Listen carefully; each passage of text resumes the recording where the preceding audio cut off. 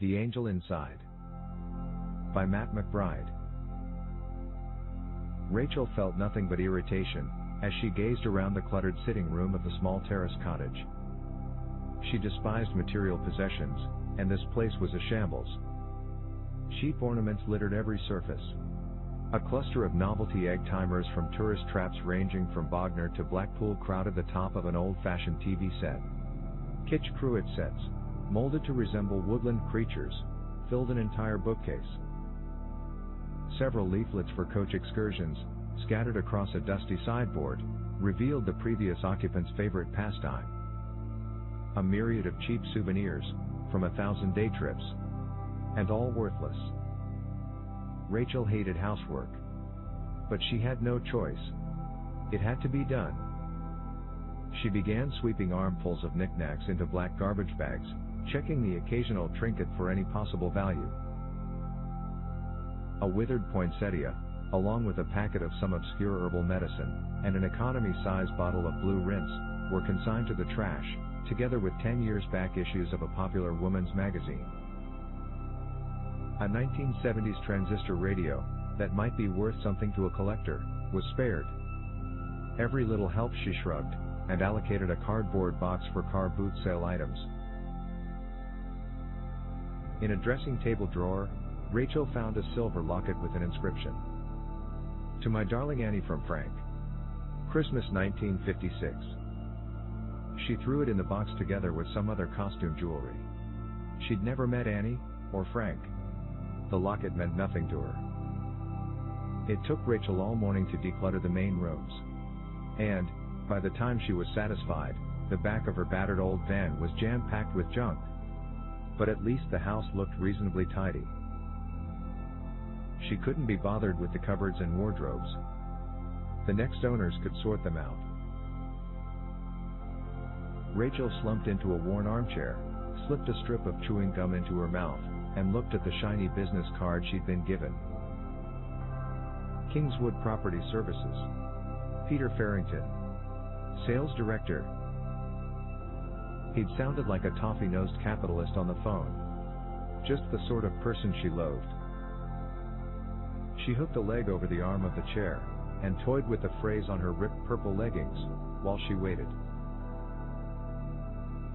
Farrington arrived right on time, and Rachel followed him around the house like a starving cat, as he took pictures with his smartphone. Your great-aunt must have thought a lot of you to leave you her house, he remarked. You must have been very close. Rachel shook her head. I never met her, she admitted.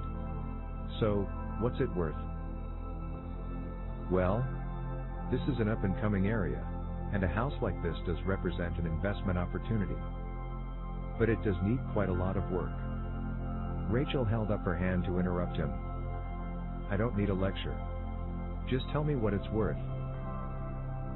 About £200,000, the agent said, eyeing her nose ring and heavy black lip gloss. For the first time, Rachel smiled.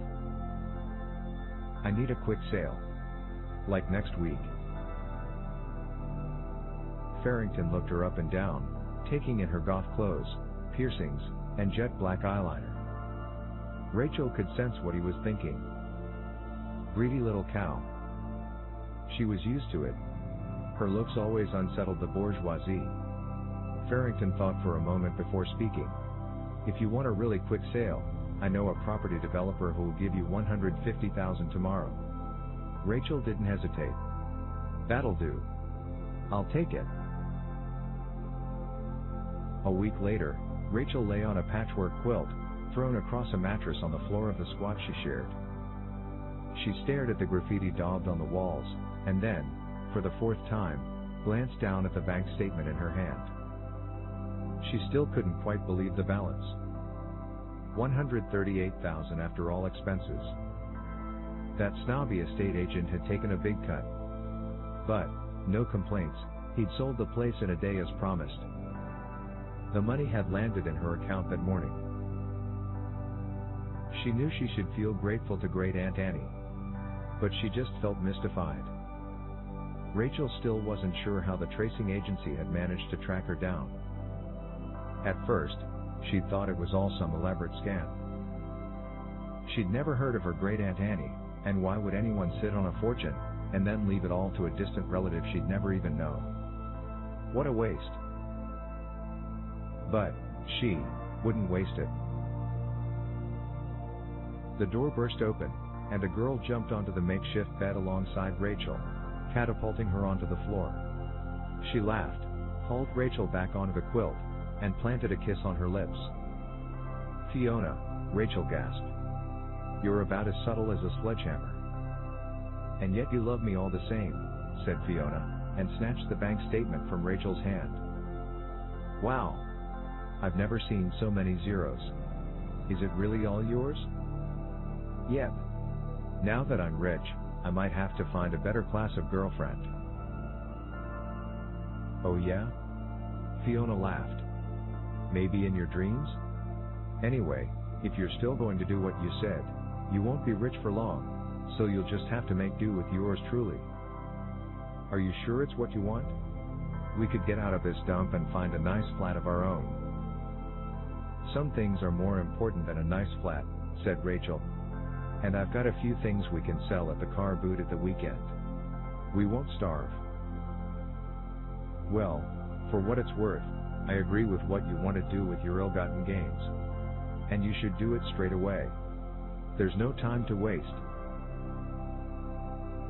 Rachel dragged herself off the rumpled bed, picked up her brand new checkbook, and went upstairs. She knocked softly on the door of the Wassef's room. Rashid answered the door and ushered her in. Rachel crossed straight to the rickety cot in the corner. Rashid's wife, Jamila, sat quietly watching over little Kareem, a damp handkerchief clutched in her nervous fingers. The baby lay ominously still. Jamila spoke no English, so Rachel whispered softly to Rashid. "How is he?" Rashid shook his head sadly. "Worse. The doctors say they can't do anything more for him here in Britain." "So is Italy still the nearest place he can get the treatment?" "Yes, at the private clinic in Rome. But we lost everything when we fled from Syria, and our families are too poor to help. It's hopeless." Rashid's shoulders sagged, and he rested a comforting hand on his wife's arm. "What will it cost?" Rachel asked. "With the air ambulance, and the treatment, more than £100,000. More than we could ever dream of." Rachel stepped over to the Wassef's small table, and wrote a check for £138,000. She handed it to Rashid. "This should be enough to pay for Kareem's treatment, and for a hotel for you both."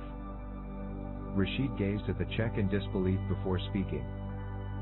"Is this real?" "Yes, it's real. I hope I spelt your name right." Rashid spoke rapidly to his wife in Arabic, and showed her the check.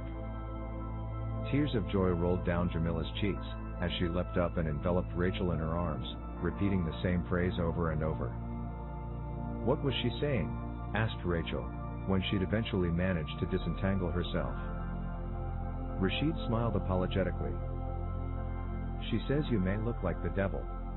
But inside, there must be an angel."